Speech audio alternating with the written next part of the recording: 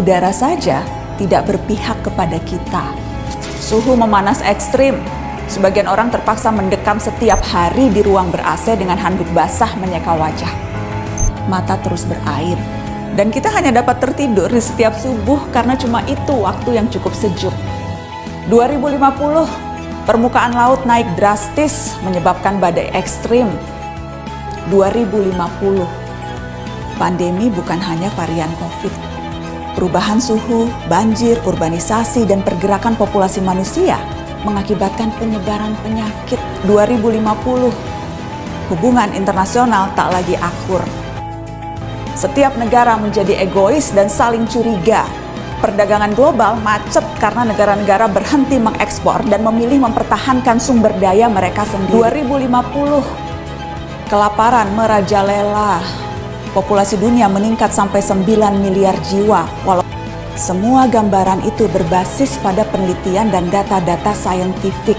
Hitungan skenario 2030, 2050, 2100 per tahun semuanya ada.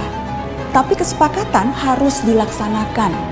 Dunia harus melakukan pengurangan karbon secara progresif mencapai target nol emisi segera.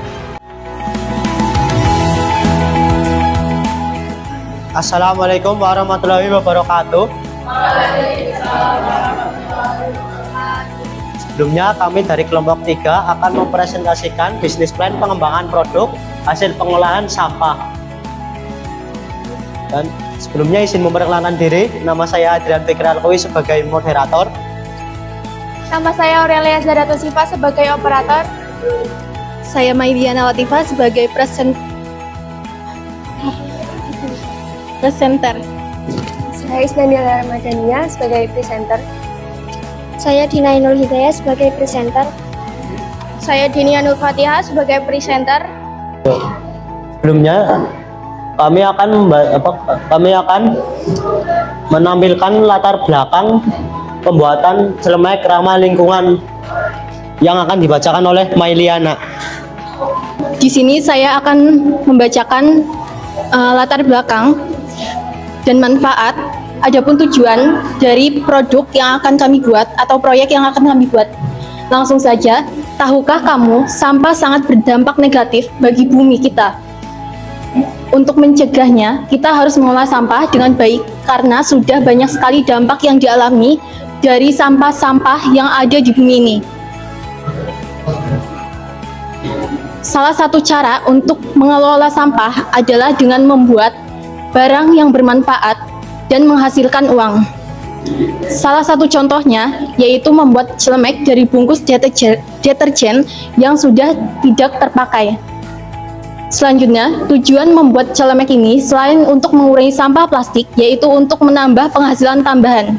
Selanjutnya, langkah-langkah dalam membuat celemek adalah: yang pertama, siapkan alat dan bahan seperti bungkus deterjen, pita, gunting, lem, jarum, dan benang. Kemudian, potong bungkus deterjen bagian bawah dan atasnya. Selanjutnya, lem satu persatu lembaran sampai menjadi seperti pola yang sudah ditentukan. Yang terakhir adalah buat sisi tepi dan tali belakang cemeknya dari pita dengan dijahit. Target pasar.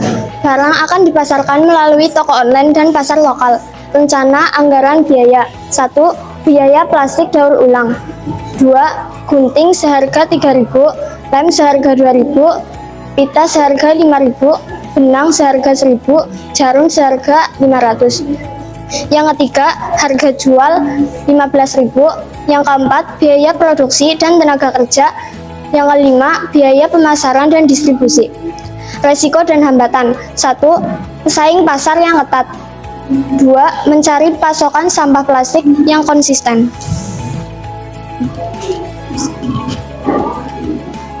Yang selanjutnya yaitu alternatif tindakan. Salah satunya terus berinovasi dalam desain produk. Kesimpulan yaitu pembuatan celemek masak dari sampah plastik adalah salah satu langkah kecil untuk mengatasi masalah besar sampah plastik. Sarannya yaitu bahan plastik yang digunakan sebaiknya menggunakan bungkus plastik yang tebal.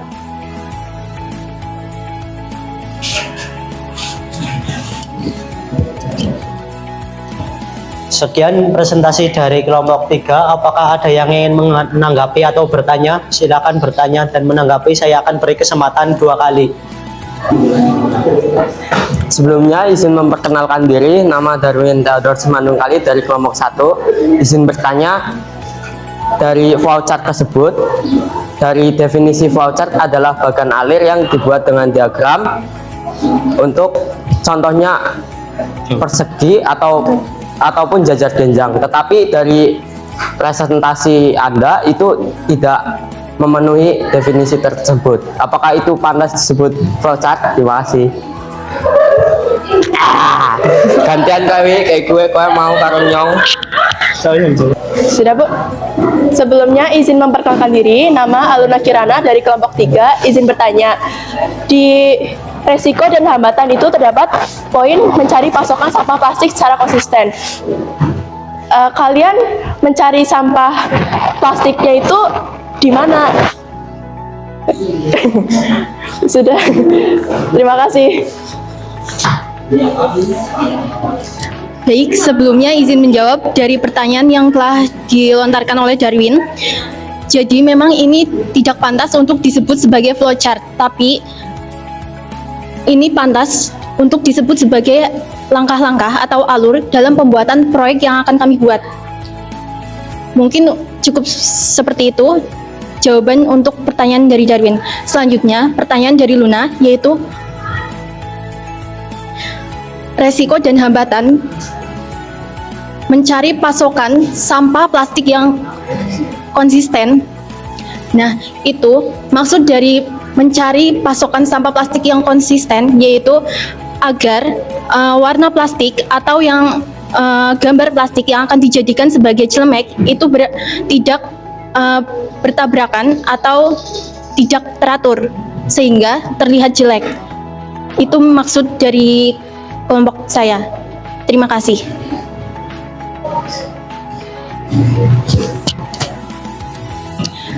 Sebelumnya izin menjawab, kami mencari plastik itu dari mana saja, termasuk dari tukang laundry atau dari rumah-rumah.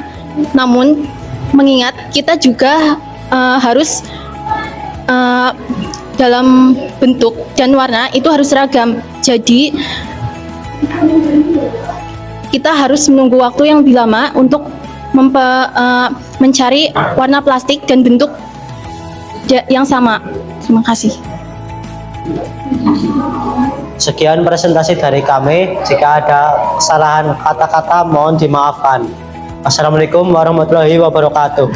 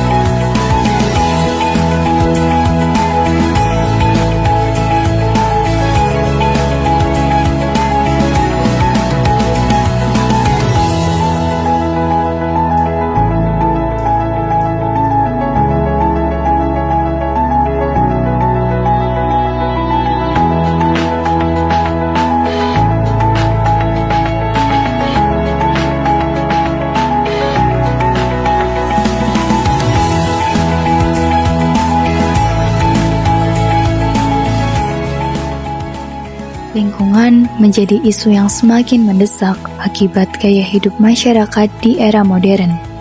Sampah plastik menjadi figur yang paling tersorot atas ancaman serius yang hadir terhadap lingkungan. Beribu konsekuensi negatif terundang hanya karena minimnya kesadaran kita akan menempatkan sampah plastik pada tempatnya. Seringkali masyarakat menyepelekan perilaku membuang sampah sembarangan tanpa memiliki di benak mereka dampak yang tak sepele segera hadir akibat ulahnya. Padahal banyak dampak nyata yang telah menghampiri kita, seperti pemanasan global yang diiringi dengan perubahan iklim. Kepedulian dan kesadaran harus segera muncul untuk menjaga keberlanjutan bumi dan cegah kerusakan lingkungan yang lebih parah di masa depan.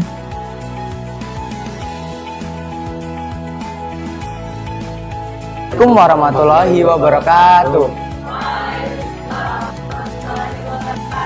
Baik, berdirinya kami di sini akan menyampaikan refleks yang telah kami dapat dan giat terima pada kali ini. Izin menyampaikan tentang perasaan yang kami dapat, yaitu cukup bahagia dikarenakan dalam kegiatan P5 kali ini menambah aktivitas dalam mengelola sampah menjadi hidup yang dibutuhkan untuk kedepannya.